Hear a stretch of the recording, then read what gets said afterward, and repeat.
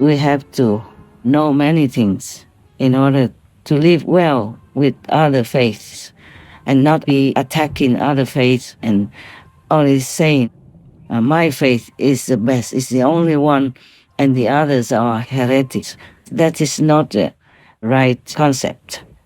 Because as I have studied many religions, I know our main good religions came from the same source, God. And their knowledge, their explanations, their teachings could be understood slightly differently because of the ways they express them. But if you truly know the best method, like the Guanyin method, which is the only method that leads to Buddhahood, then you are highly enlightened. Then you truly understand your religion and all religions is true. Other methods can possibly give you liberation and not return you to suffering, birth, life, sickness, and death. But it won't give you Buddhahood.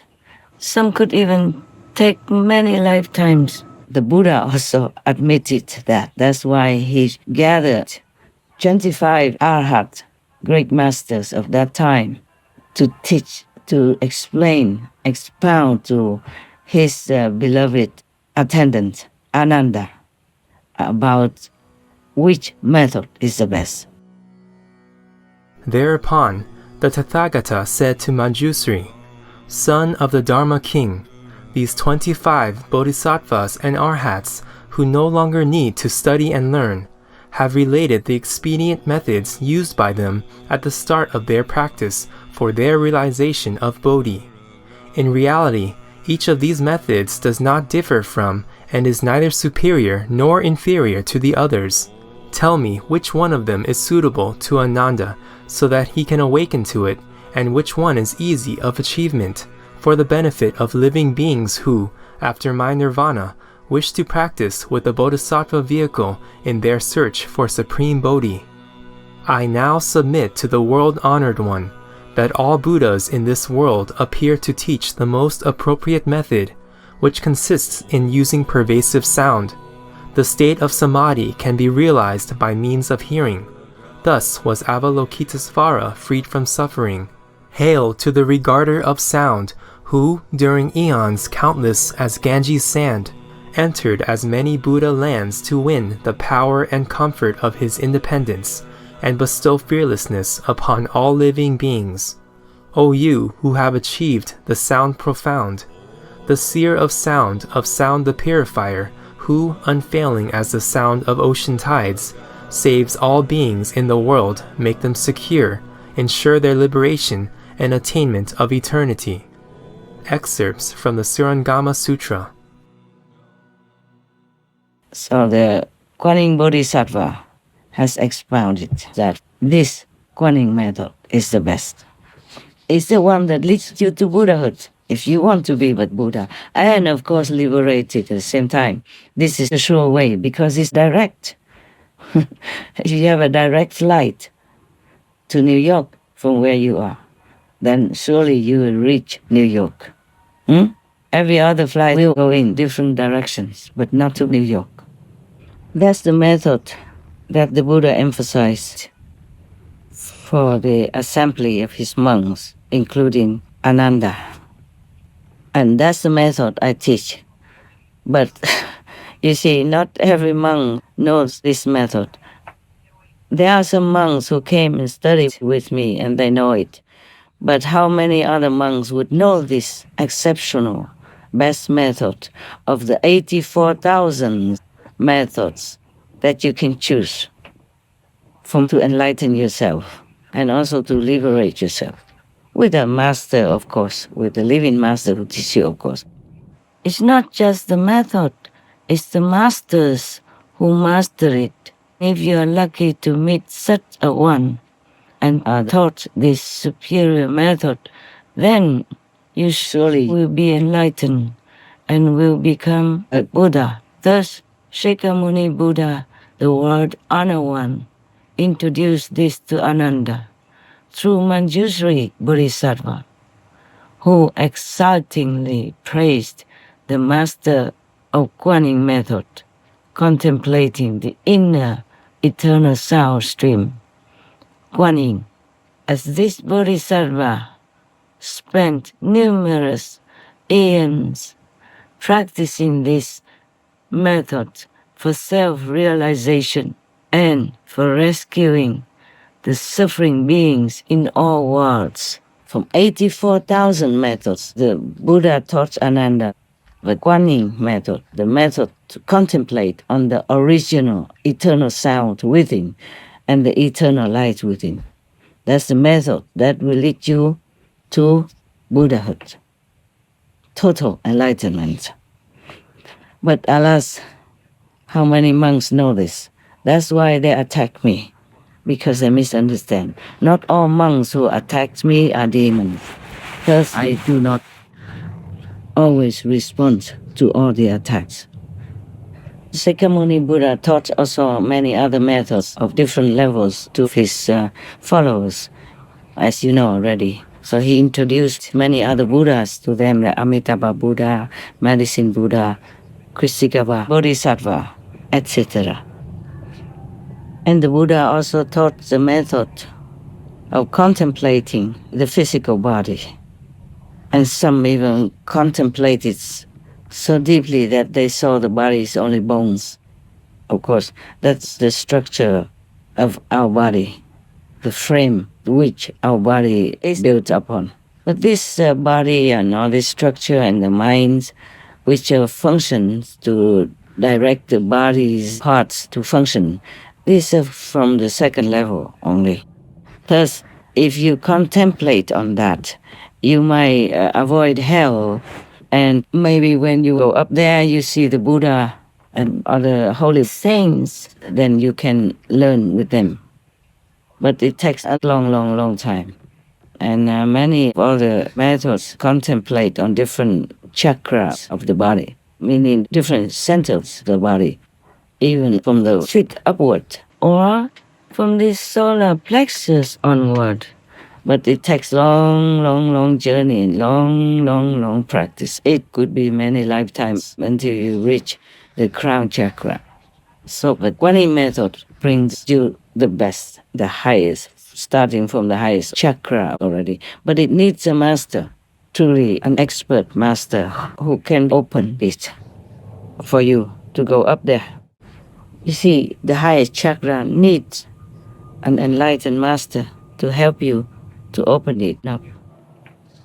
And some so-called masters also teach you similar inner light and sound methods. But if his level is low, then that's all he can take you to. Like he only attained the second level or third level, for example, then that's all. That is where he can take you. He can't take you any further than that. And some fake masters, of course, they don't have anything to teach you. They just talk the same. They copy my talk. Exactly. Even copy, playing with bird people. And, oh my God. It's such evil, because to mislead people into your low evil domain is the worst thing you can do to anyone. But of course, evil entities, they do that. That's what they do. They mislead people, they cheat people, they delude people into believing in them so that they can have a bigger entourage, so they can control them, can enslave them and make them do wicked things for them, to make the world chaotic and loveless and warlike, so that they can control people's minds. And then they can create war and all that in order to eat up the astral bodies and the energies of the agonizingly dead, or even still alive, half dead, or nearly dead people. So it's very dangerous to be near some monsters like that, who fake to be a monk or fake to be a teacher. In some of the black magic or normal magical practice, some people can be adapted to suck in the juice out of, for example, an orange, so that they don't have to even eat the orange. They can use magical mind to suck up all the juice from the orange and make the orange become empty and squeeze up, just an empty shell. Furthermore, some evil people, they have this kind of power to suck up people's life force and energy. So whoever goes near them or believes in them, if they want to eat that person up, then they keep sucking them up gradually until that person withers and dies, like a dead flower, nothing left. It depends on how many evil fake masters do that together to one person. If only one, then it takes long, and then that person doesn't die and wither so quickly. It's slowly. Yeah. Most of them, they do that so that nobody suspects their evil deed. And also they don't need a person's life force or the life force in one day or one go. They do it slowly, sipping it, like you sip in water. And this is really evil.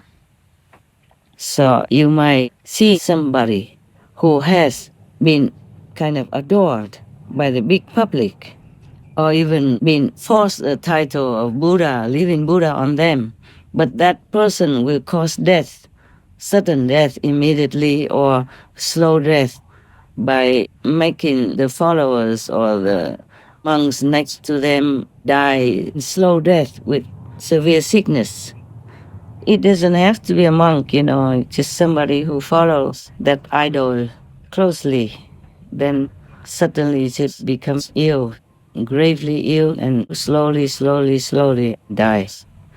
Or dies quickly. It depends also on how many entities in that group will suck up that person's life force. This is very dangerous to just believe in anybody. There's so much work for me to do and so much I can't even explain.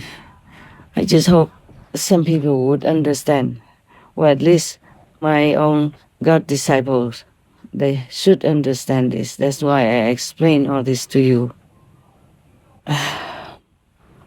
And that's why God wanted me to reveal those evil entities. There are more, still hidden, or not easy to be exposed. Though this is a time they will show up more obviously than before.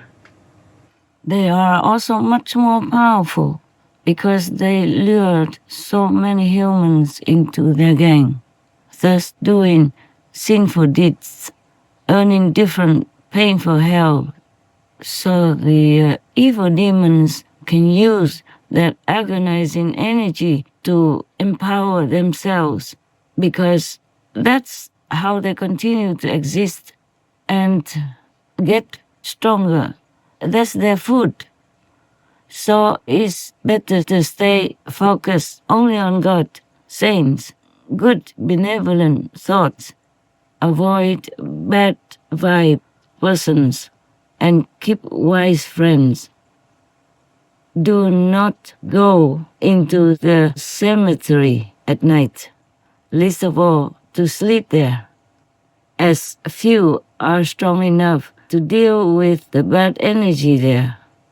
You could be unwittingly possessed by demons.